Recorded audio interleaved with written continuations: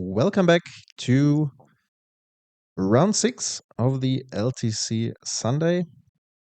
Already a few weeks ago, since the tournament was held. But we're back with two very interesting decks, I think. So on the left side, you see Elminster, which is a pile that was never really that popular, to be fair. I think since Deadpool is around, it became a bit more popular again, simply because you blank Deadpool's ability, at least if you bring down your commander. Of course, there are other cards that you can change the text box with, but Elminster is bulletproof if you so will. On the other side, we have the reality chip. And that's actually a deck I haven't seen for years. So probably if you want to go for the affinity route these days, it's still one of the best shells, I think. Then again, I've played it myself back then.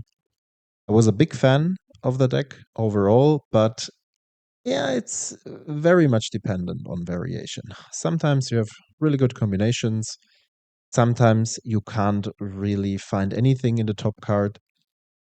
And you also have to consider that paying a 3 mana in order to equip it and to cast spells from the top of your library is very costly. And sometimes you end up with trading 3 mana for an opponent's fatal push or stuff like this.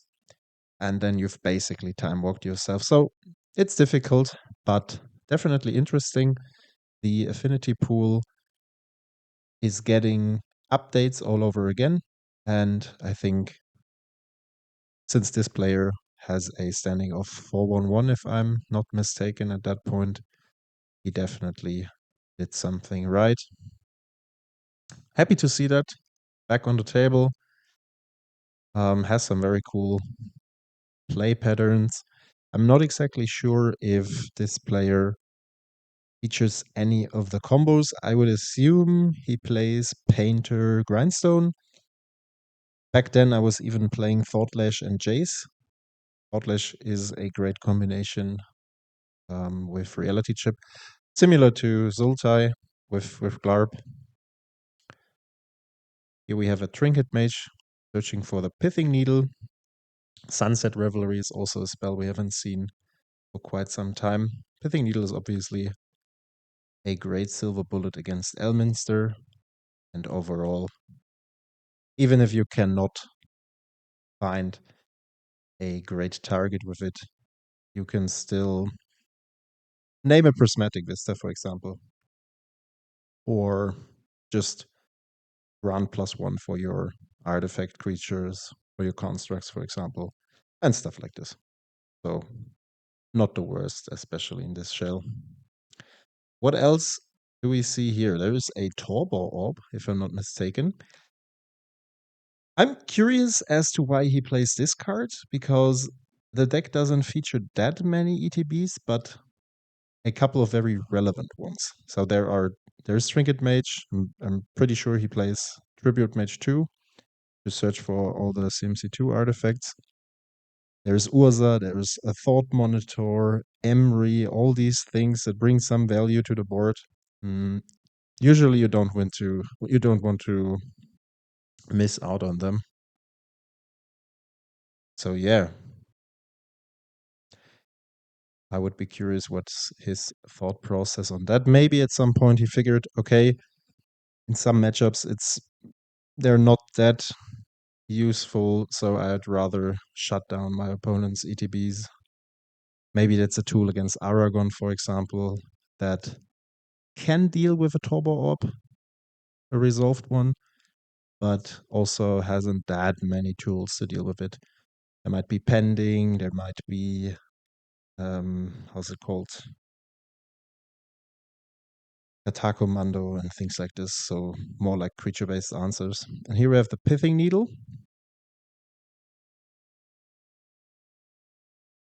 So probably calling Elminster Either way, yeah, I think Elminster doesn't have that many answers against it. Once it's resolved, so there he probably plays pending too. What else is there? The new 2-mana 3-mode spell is dealing with enchantments only, I think. The one that also exiles from graveyard. Raven something. I missed the exact name. Here we have an Archmage's Charm, which could counter the needle. If it does not, it's an indicator that he already has some interaction against it. And we also have a demolition field, I think. So this might be a thing to deal with the Rishadan port, which is annoying against the bounce land, but not too crazy. There will be a time at which Elminster. Oh, and there's a pending for the Pithing Needle. Okay. Yeah, fair enough. Was just about to say there will be a time at which Elminster has like 7, 8, 9 lands on field because Chip is not the fastest deck to close a game. Again, depending on your hand. If we'd see a turtle, for example, would be way different. And there is a winter moon in addition. So, continuing with the orb magic. Yeah, and now the demolition field is definitely a thing here because it can get rid of the port. Otherwise, this combination would allow Reality Chip, to always deal with the non-basic lands and thereby significantly reducing the amount of mana that Elminster has access to. By the way, I think this is one of the coolest Planeswalker arts, like the borderless alternate art from Elminster looks really fancy. I'm not into the D&D universe at all, but I really like the character so far. And also the abilities are quite cool, producing all these fairy dragons and whatnot. There is a Snapcaster Mage end of turn, no ETB due to the Turbo Orb. Easy to forget about that. You don't always have an orb laying around against you. So in this case, it's just a 2-1 eater. What else do we have? There is an Elminster, which is washed away. And we see a subtlety. Subtlety is also interesting. And a solitude. Oh, that's cool. So what you can do, if there would be, I think the second card is swords. You don't want to pitch that. But if you had a third card, you can just flash in subtlety and solitude at the same time. And since Turbo Orb denies all the ETBs, you don't have to sacrifice them. So here's the swords for the chip.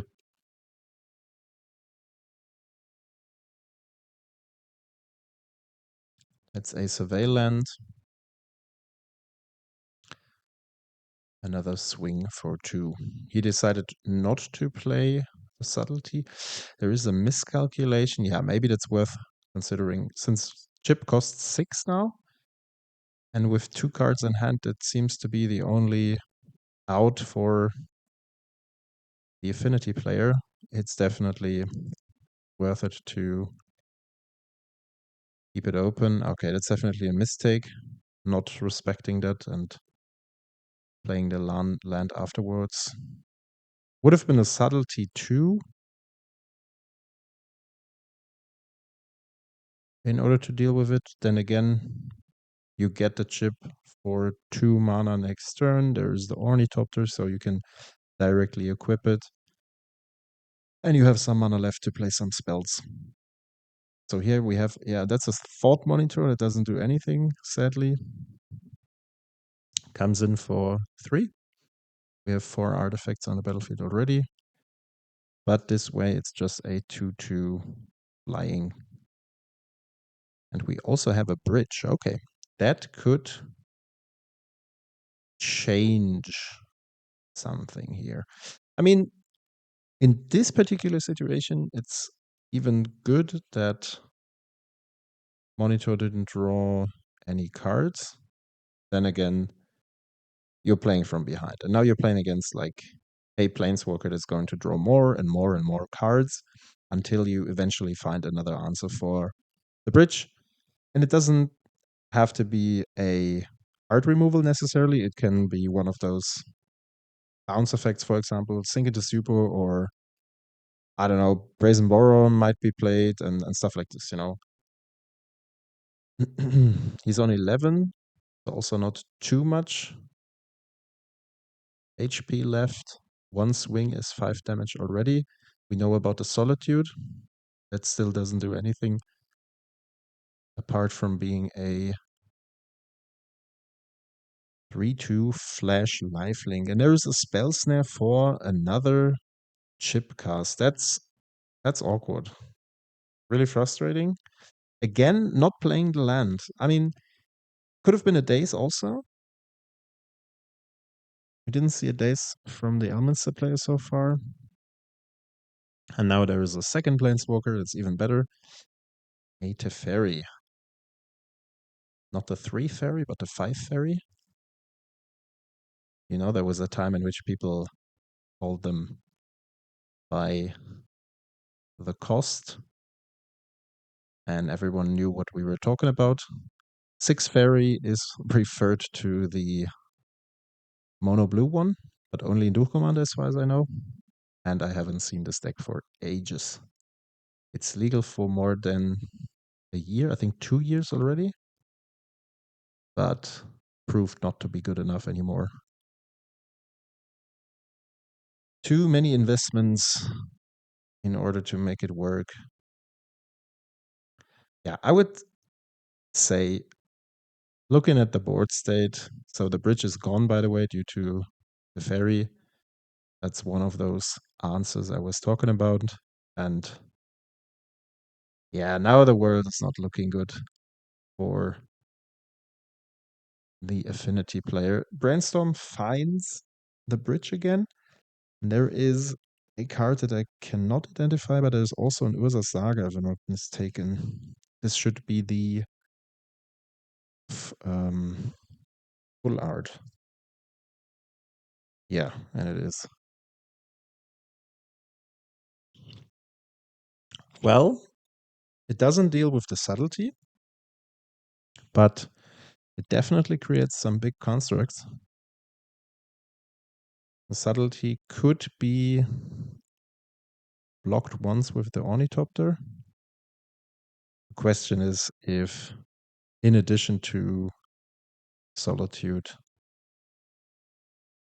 if the chip player still has 2 more turns left. Because right now it doesn't look like that. I would probably block here. It's a bit risky to take the damage, I think. And here we have the bridge again. Yeah, that would put you up to 6 instead of 3. Because now there's like a second creature. And there's a Solitude. Okay.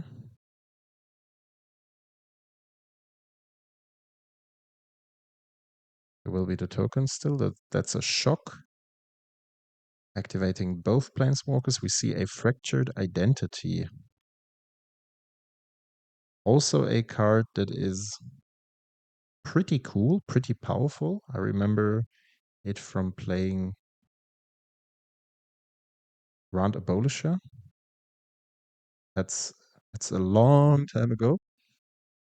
But the card was out at some point, and in Grand Abolisher it only costs 3. And here we have, yeah, dealing with 1 token and then dealing with the bridge, and he can produce only 1 token from the Saga, so it's 3 damage, and that's what I was talking about. I mean, would be the same outcome here, right? He makes the token, and then he has to use the interaction spell to get rid of the token, which he could not in that situation, to be fair, because it was a sorcery speed identity. So there would have to be something else. Turn 1, Stone Coil Serpent. Interesting. Very aggressive play. Protection from multicolor. Yeah, doesn't really matter against Azorius, I would say. You might wonder why I played a Grand Abolisher a couple of years ago. I think we had like a series which was called Old But Gold. You can check it out if you like, where we played like some very old commanders from 5, 6, 7 years ago, just to do a deep dive into the nostalgic parts of Duel Commander. And back then, Grand Abolisher, especially with 30 HP, it was a top tier commander.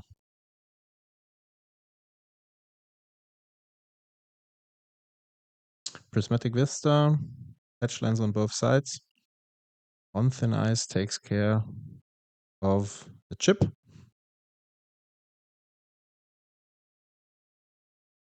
As always, lots of shuffling.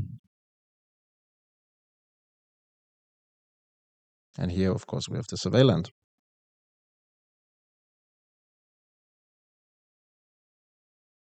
I'm trying to figure out what the Affinity player has in hand. I think I saw what is it? No, I'm not sure about that.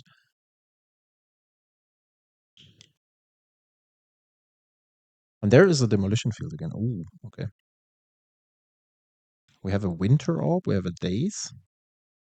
That's a Dark Steel Citadel again. Is this a Sai? I'm not entirely sure.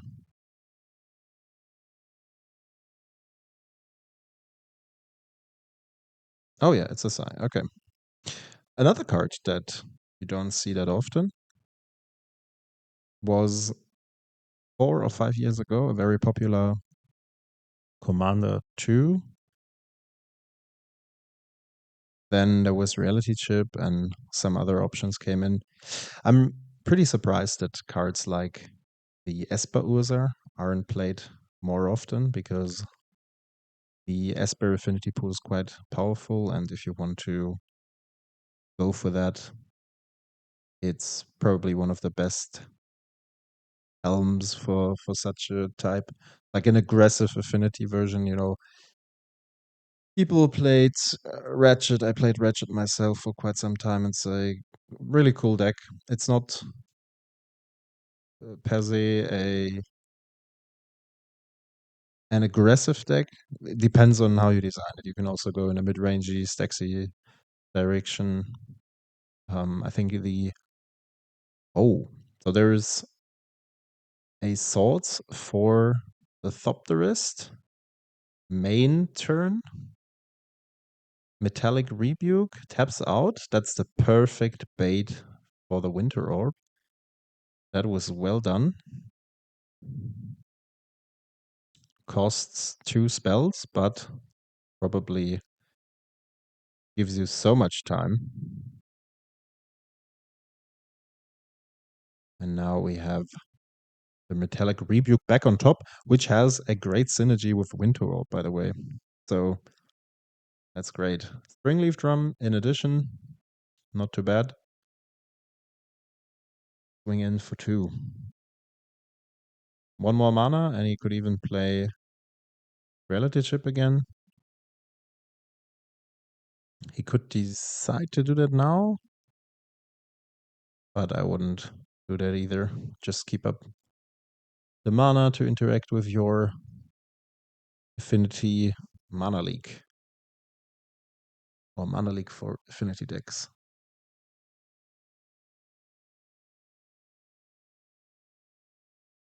So, here comes the recast, it seems. Producing another artifact, and there's a memory lapse. Okay. Yeah, and he decides to counter that. Oh. I would also probably just leave open my Rebuke in order to get a full untap. Lots of investments need to be done on the left side of the table, and yeah, Elminster just decides this is not going any further. Let's go over to game 3. Mulligan to 5. Okay, that's rough. On the play. Once you get down Elminster, it compensates a bit for that, of course, but you need to get to 5 mana, and you also have to take care of the board, not ending up in a situation that's too aggressive, where your opponent is putting too much pressure on you. Definitely tricky.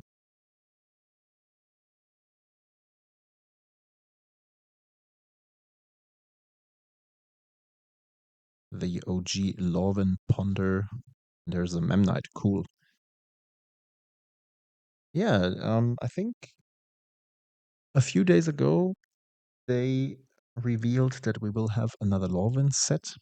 I'm really, really hyped about that. I think it's one of the standard sets that I'm looking forward to. Lots of positive feelings regarding the Lorwyn Shadowmoor Eventide block. Back then, I think it was pretty much the first time I came in touch with not Dual Commander. Dual Commander was not invented back then, I think, but Magic overall. So yeah, I'm looking forward to that. Having some new fairy cards, goblins, things like that. Elementals. Kitkins, maybe again. Maybe Kitkins will be pushed. We will see. Definitely a cool one. There's an Ethereum Sculptor, an Aether Spellbomb. Oh, lots of CMC1. A Foundry and a Shadow Spear. That's a huge turn here. Imagine having a Patchwork automaton on field or a construct, stuff like this. That would even be better. But yeah, nice one. The Foundry is a bit slow, but I think especially in such matchups, it's very welcome because you have the time to transfer your tokens and your opponent always needs to find an answer for that. Drawing with the Charm, you could also think about stealing the Foundry if you're aware. Oh no, he didn't play the Charm. My bad. Just showing it because that's the card he took with Zealand Visions.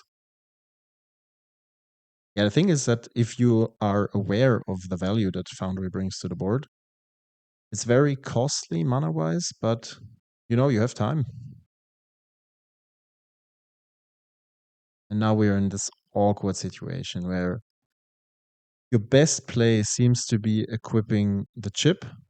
Then again, okay, he decides to equip the Shadow Spear onto the Sculptor instead. Interesting. And here we have an Urza Saga. Ooh, for the second time. Now, that's a very powerful Saga, actually. And a Wandering Emperor on the other side. Probably trying to exile the Sculptor. Yeah. Yeah, and I think that should just happen, right?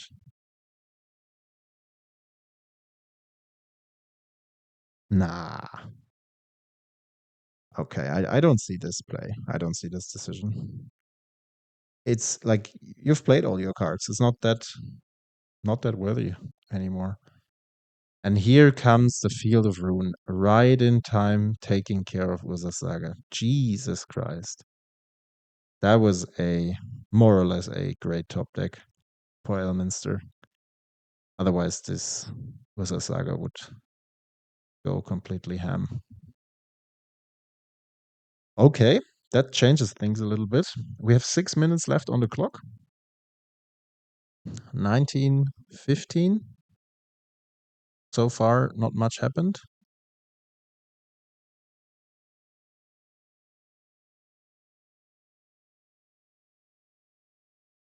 I mean, a couple of small creatures on the board, but nothing too special.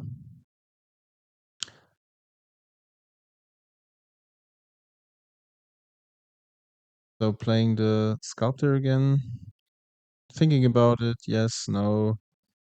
I mean, I don't know. Equipping either Memnite or Servo would not be a great choice because your opponent. Yeah, I'm not sure if that's what you're going for. You could get control of the permanent, but then Reality Chip is still. You're still the controller of Reality Chip, and I think you can still play cards from the top. It's not like your opponent gains control of both.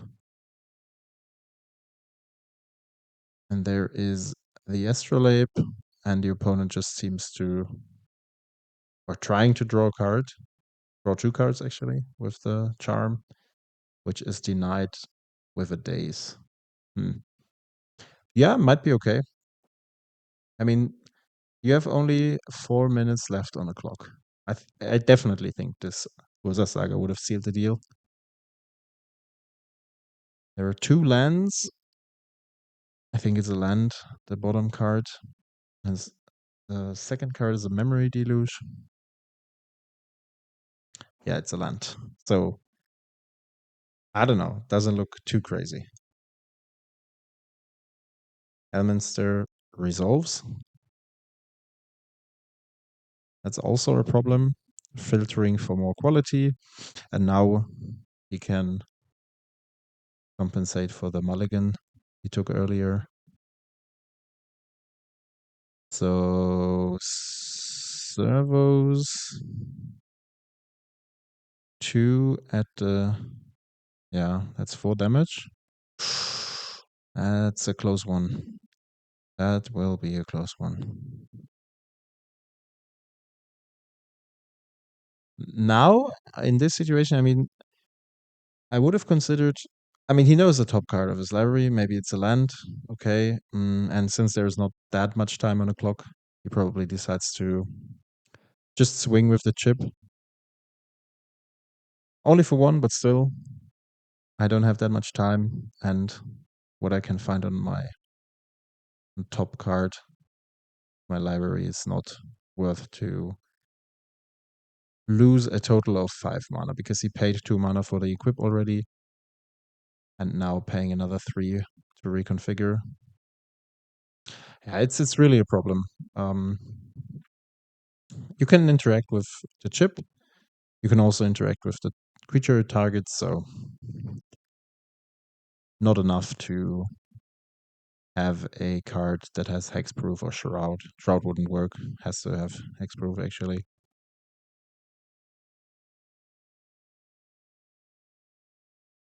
So we see a Topter being created. There's a Solitude. And the Solitude takes care of the chip.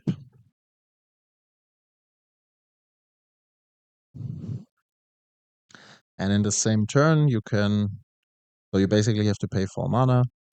You pay 1 mana and tap the Foundry to create a Topter token, and then you can pay 3 mana to untap it, and the last ability to create a construct doesn't require any mana to be paid.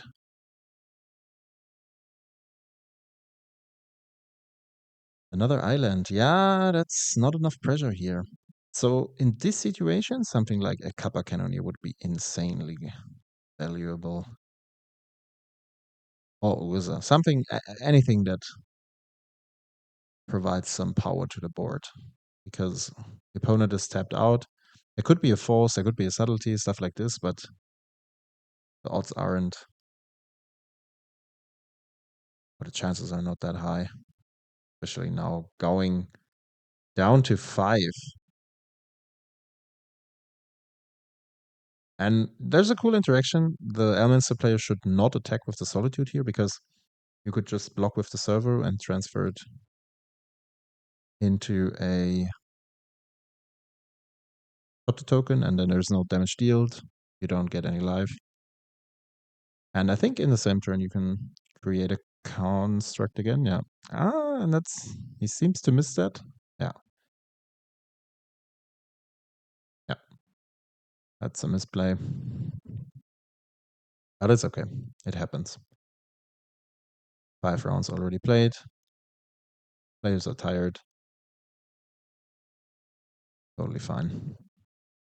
And, like Retrofit the Foundry is not a card you play against all day long. It goes a bit in a similar direction as to being open against a Mishra's Factory block and forgetting that it's on blocking duty. It's a 3/3 creature and not a 2/2. So here we have a more of a bigger trade. One token gets raided with Sink into Stupor, and I think the fairies took care of the second one. That's a bummer, because Shadow Spear grants that additional boost and trample in order for the token not to die, and still you have another removal despite having or staying on 2 to 3 cards a turn. But that's what I said. That's what the Scry is taking care of. You get the quality that you're looking for. We have a Rishadan's Port again. This card is not shining here at all. I would be curious how much or how many lands the Affinity player is playing. Because it looks like most of the time he's quite flooded.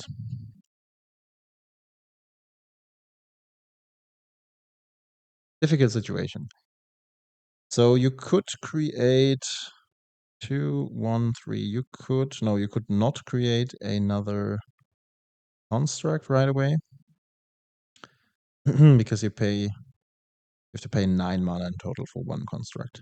That's quite a lot. And they're in the second extra turn already. So there will only be one more turn for Reality Chip to seal the deal here, it seems.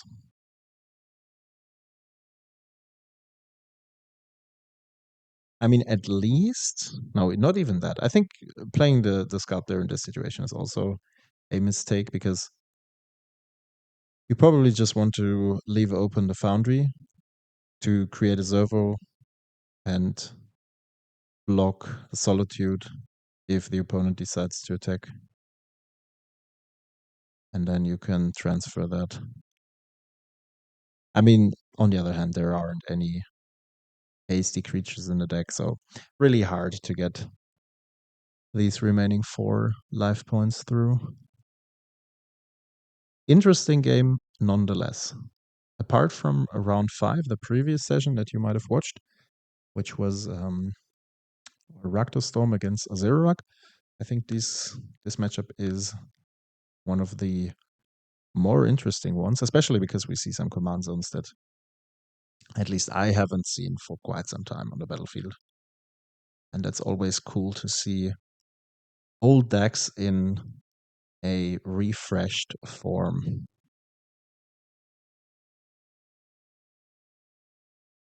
Yeah, and that's the best you can do. That's a bit difficult. I mean, maybe you have to gamble on playing the chip, equipping it next turn, hopefully finding something. You can still create a servo, right? So would be 3, but you have to take the Solitude into account, which grants another 3 life. So you have to deal 7 damage in total.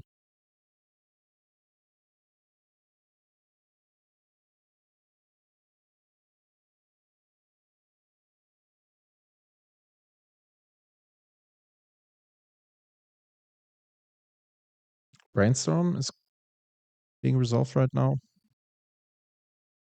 Also much better in combination with Elminster's Plus. Due to fetching or getting rid of the cards you don't want. Yeah, and then there's the attack, and that's what I was talking about. Chip has one more turn to do something, but it's very likely not ending in a win, I would assume. Especially not with a Wrath of God.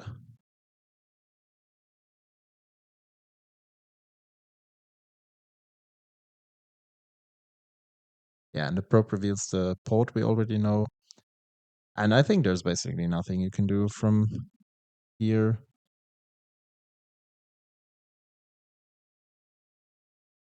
The only way he could win would be by casting the combo. If he plays a combo, again, I don't know the list yet. So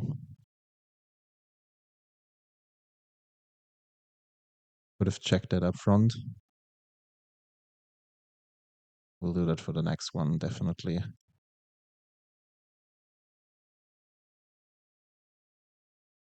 So last turn 5, 24 live, and yeah, that's a handshake. This is a draw. Both players unable to finish the game in time. But I think with a mulligan to 5, Elminster did his best to not lose the game here. And he drew the right cards and at the right time, I would say. Mainly talking about the Field of Ruin against Urza Saga. Okay, cool game. I hope you enjoyed it too. And we will see each other back with the final round 7. See you over there, and thanks for tuning in. Bye bye.